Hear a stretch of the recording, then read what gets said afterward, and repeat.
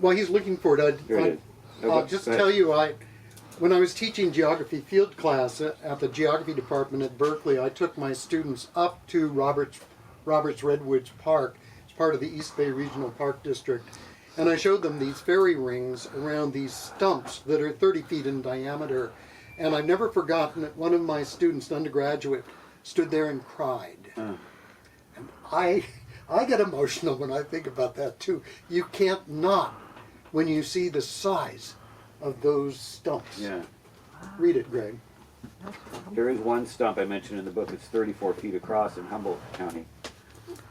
In 1870, the blustery Oakland timber baron, or silver baron, excuse me, W.G. Albin, who relied on redwood beams for his mine shafts and redwood ties for his railroads, declared, "1,000 years of unceasing toil, even with the increased facilities for making lumber, cannot seriously mar this forest." Albin was assuaging a Bay Area population that had watched the region's small but dramatic groves of giant redwoods disappear seemingly overnight. Most noteworthy was an isolated redwood island of 4,000 acres that grew from the Oakland Hills eastward into the town now called Moraga. In 1951, Bay Area historian Sherwood D. Burgess, in a rare examination of this forest, wrote, "In this small but dense grove stood redwoods as large or larger than any in the Coast Range. Some of the trees measured 32 feet in diameter and were over 300 feet tall, while the average diameter was from 12 to 20 feet. Average diameter was extraordinary. Mariners used the tallest of the East Bay redwoods to navigate around hazardous rocks in San Francisco Bay. In 1893, William Gibbons, who had hiked through this stunning grove as a youth, wrote, "This isolated group at one time included some of the most gigantic trees of the species, but for the sad havoc wrought there 40 years ago by lumbermen, the grove might still have presented one of the noblest parks conceivable. The rapid liquidation of this grove, it was gone before 1860, would come to presage the redwood's ultimate fate." That is that section. If you have the opportunity to go to Redwoods Park, Roberts Park, and see those stumps and the fairy rings. Yeah, yeah. And there, if also, I don't know if it's still there, but in Canyon, there were 2 enormous stumps right by the post office that are worth checking out. And so you asked about the land graph. Should I talk a little bit about the... I discussed this in the book, but most of the lands in the West in particular were accrued into great single ownerships, illegally through abuse of land acts and settlers' laws. So the Homestead Act, the Morrill Act. What is the one that I hadn't mentioned that you thought Homestead, of? Reclamation. Well, no, reclamation was in something else, but anyway, and then the Timber and Stone Act. Timber and Stone. Timber and Stone Act of 1878, which John Muir called the Dust and Ashes Act, really set fire to the West's forests. It only applied to Oregon, Washington, California, and Nevada, and it was basically just to get the timber into private hands because the lumbermen had run out basically of the East Coast and Great Lakes pine forests and the South, and now this incredible trove of giant trees throughout the West that would be used to continue building the West and the rest of the nation and the world's industries. So in the Redwoods we saw some of the most egregious land fraud to have occurred anywhere. And I note one particular land fraud of this theft of 124,000 acres in one fell swoop that involved a consortium of Scottish investors. It was called the Scottish Redwood Syndicate, and San Francisco Redwood people and financiers. C.A. Hooper, your great-great-great-uncle, great-great or something, was involved, and the Hoopers had founded redwood mills and owned redwood lands in Humboldt County since the early 1860s. And they parlayed some of that as part of this deal. But in any case, 124,000 acres stolen in just a few months. There was a man by the name of Cutton in Eureka who signed all those deeds, all those fraudulent deeds in 2 days. And it's supposed to be, the deal was that a person could get one of those 160-acre parcels, and you'd have to homestead it, cut the trees, make it productive, but it had to go to an individual and just one per person. But they accrued this 124,000 acres. This happened all over the West. Another great redwood land graft occurred as an abuse of the Morrill Act. Gray, you talk about the regents. The University of California, founded in 1868, established a board of regents. Immediately, 3 of those regents, well, I should say that the Morrill Act was created to give states land that they could sell to create public colleges. And so 3 of the regents were able to buy, with a couple of lumbermen, 11,000 acres of virgin redwood on the Eel River, and it was all those flats that you see. There's some remnants of this now, what's called Avenue of the Giants, but these flats went along for 11 miles of river. Some of the most astounding groves ever to stand anywhere, with trees 400 feet tall. And this went on and on. There's a few more redwood thefts I mentioned. In Oregon, even more notorious in terms of acreage, and Washington. And that's how a lot of the great timber companies of today still have their lands. These incredible fiefdoms that have been consolidated over time. So for instance, today, half of the 2-million-acre redwood biome is owned by just 2 companies. The Fisher family companies. The Fishers, of course, started the Gap and Banana Republic, and John Fisher, the heir, is owner of Humboldt Redwood Company and Mendocino Redwood Company. Oakland A's. And the Oakland A's, which Las Vegas A's, excuse me, Greg. Thank you. Yeah. I needed to be correct. I know, it's so important. No, and so yeah, there's a lot of anger about that right now. But so in any case, the billionaire Fisher family bought up the carcasses of Louisiana Pacific and Humboldt Pacific Lumber Company. And then the other half of that 1 million acres is owned by Green Diamond Company. And both these companies log very heavily, very small trees. The lands really need to be left alone. But in any case, that is the result of these land grafts, and then continued consolidation over time to where half the redwood biome could be owned by two companies. Did you want to go anywhere else in this? And Just a few things. Yeah. We should do Q&A pretty soon. Yeah. Okay. okay. Yeah, because I what want to does hear. the sign say? I have my glasses on. Whoop, whoop. Okay, thank you. So when I was working on Farewell Promised Land, I went, well, what did the gold rush, which is so legendary in San Francisco's and California's history, what did it look like to the people who were here originally? Mm-hmm. Nobody ever asked that, and I thought, well, I mean, particularly in the Sierra, as tens of thousands of these creatures invaded their land, set fire to the forest, cut them down, and then blasted the hills with hydraulic monitors and others. What did that look like to them? Well, it must have looked like nuclear war would look like to us. It just destroyed everything, but nobody asked them. As nobody asked them when the UC Regents sold off their lands to create my alma mater, the University of California. So their way of life within just a few years was absolutely destroyed.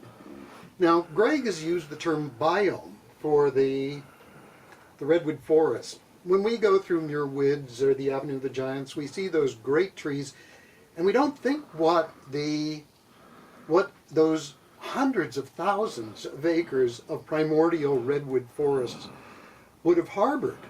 The wildlife, the kinds of birds, and about the clear streams.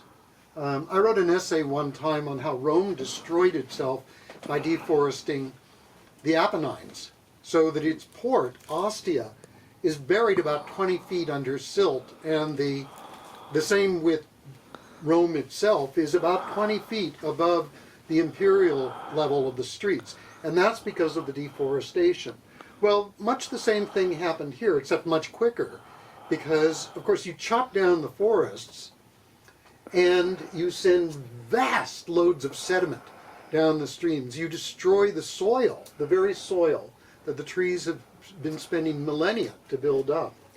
I have here a book published in 1979, Logging the Redwoods. I'll bet you've got this one. You have that. It's a photo book, and it was meant to heroize the logging of these giant trees, and their photographs, and there are trains with these immense logs, one per flat car, being taken to the dog holes to be sent into San Francisco or to be milled, like on the Russian River.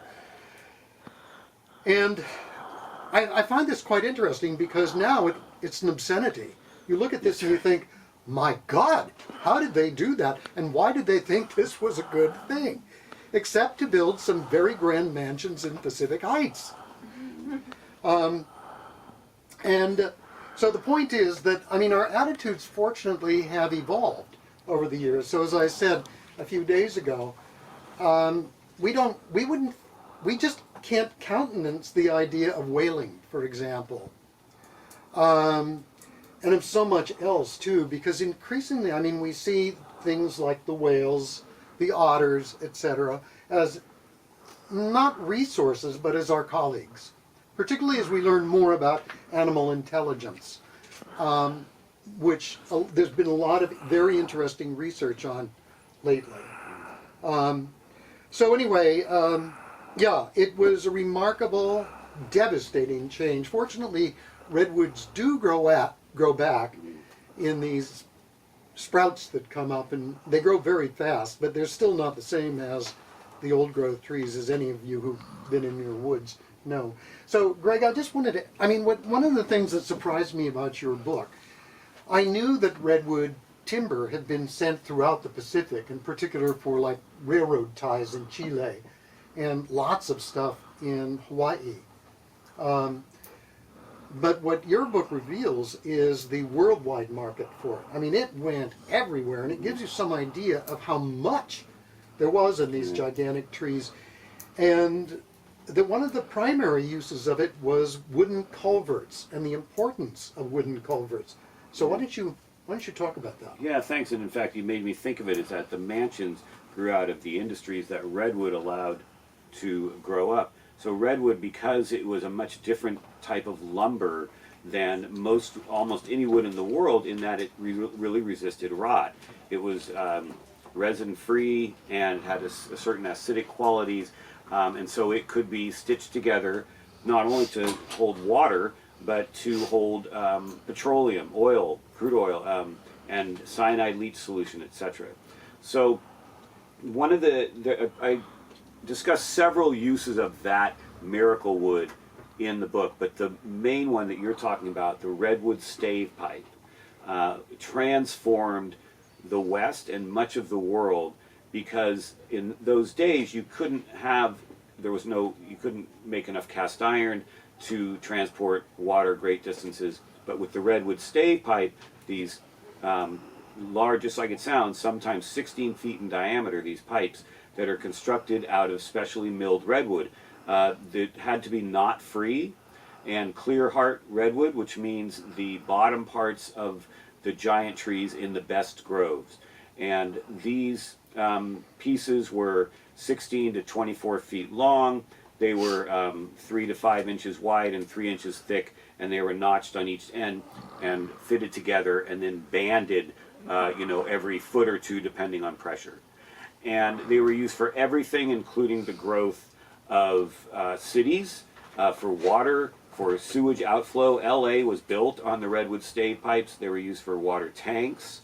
And the most important use of the redwood stave pipe was to bring water from dams in the Sierra Nevada to turbines, and that is what gave all the other industries and cities the electricity that they needed, starting at about the turn of the 20th century, to grow with rapidity never before seen in human history. Without redwood, they could still have made stave pipes, but the breakdown would have been so rapid that it would have been a much slower industrial and human growth, especially in the West. And my contention is today that California, as the 5th largest economy in the world, might look much differently if redwood hadn't existed, just for the stave pipes. because that transportation of water, one of the greatest engineering challenges in all of human history, really changed the West in particular. The oil derricks of Southern California were largely built out of redwood. Again, it resisted rot. Douglas fir was also used for certain parts. And the oil industry in Southern California was the largest in the nation and the second largest in the world in the early 20th century. So oil was produced using redwood, and redwood tanks stored oil. And redwood tanks, again, stored cyanide leach solution for gold mining and upheld the mine shafts. And as you noted, Gray, there's so much redwood in an acre. The best pine forests of the East might have 20,000 to 40,000 board feet per acre. There have been single trees that measured 500,000 to 1 million board feet. A single redwood tree.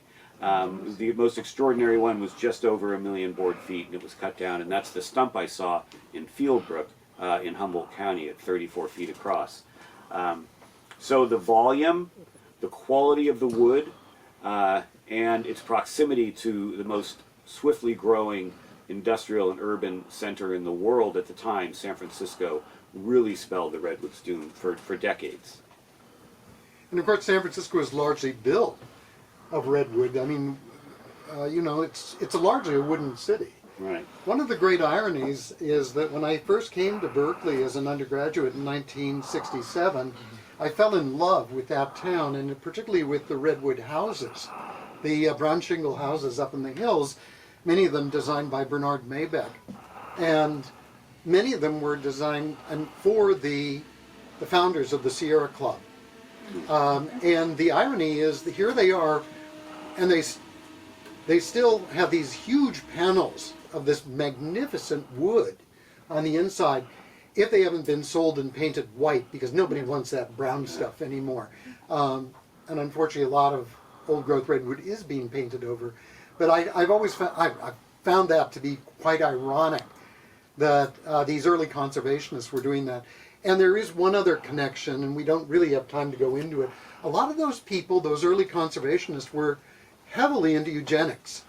And Greg also gets that into that in his book.